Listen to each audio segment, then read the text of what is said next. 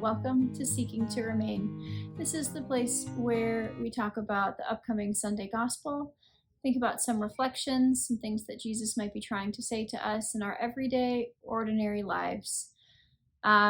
Since I've found out that my headphones don't actually connect with the camera app in Apple, I'm now really aware about all the background noise that might be going on. My kids are playing a game in the next room, so we'll see if I can edit all those sounds out. But if you hear some extra chatter, that is them hopefully peacefully playing their game. This Sunday, not this Sunday, today's Thursday. You're seeing this on Friday. I can't find my Every Sacred Sunday. It's like mythically disappeared. So fortunately, I have Bibles aplenty in my house. So I have my Word on Fire, the Gospels, which is, I've talked about before, is just a beautiful text for our Gospel passage for today. And in our Gospel, we have more talk of seeds and sowing and growing and reaping. We're continuing in that same line of parables from last week into this week. So in this parable, a sower has gone out to plant seeds, and then in the night, an enemy has gone and sown weeds. And so they're both growing up together. And the field hands are saying, oh no, what happened? Do you want us to gather all the weeds up so that the good plants can grow? And this is Jesus's response. No, Jesus replied. For in gathering the weeds, you would root up the wheat along with them. Let both grow together until the harvest. And at harvest time, I will tell the reapers, collect the weeds first and bind them in bundles to be burned, but gather the wheat into my barn. I think maybe the reason I can't find my Every Sacred Sunday is because I was supposed to read the excerpt from Bishop Barron that goes along with this reading. And he talks about how God made good. Everything that God made is good. But because of sin, because of the fall, evil is interwoven into the fabric of the world.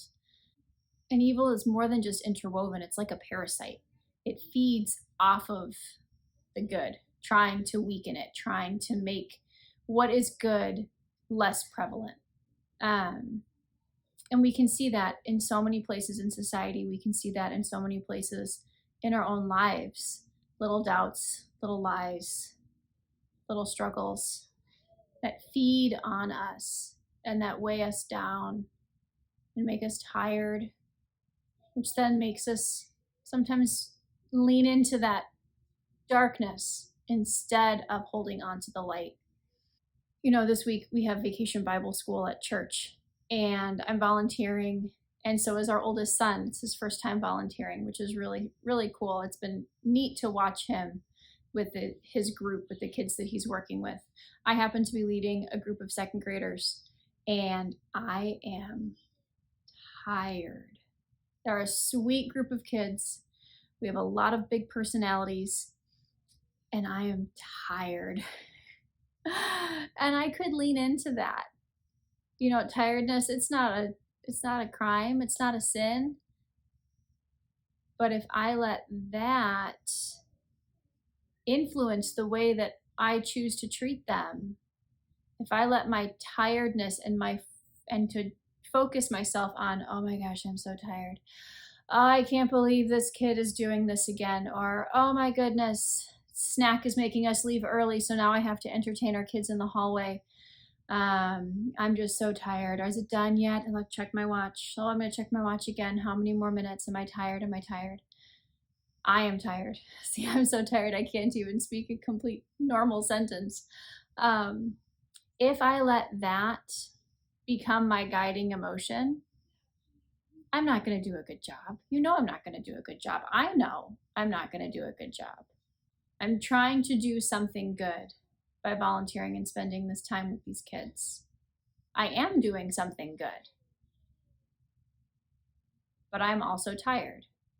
I can let that tiredness start to sap out the goodness.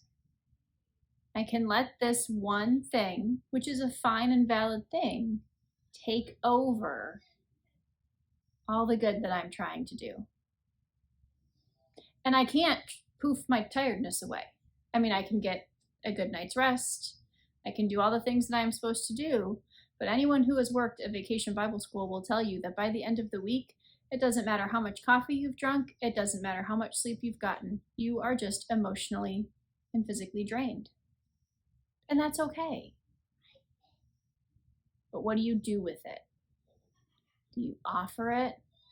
And do you keep putting a smile on your face? Or do you lean into that place and have the last day be a disaster? I think that's a little bit about what Jesus is getting at in our gospel today. We have a good thing, but something is sucking away at it.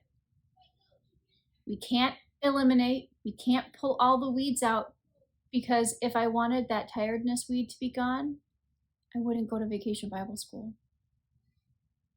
And then that good would be gone.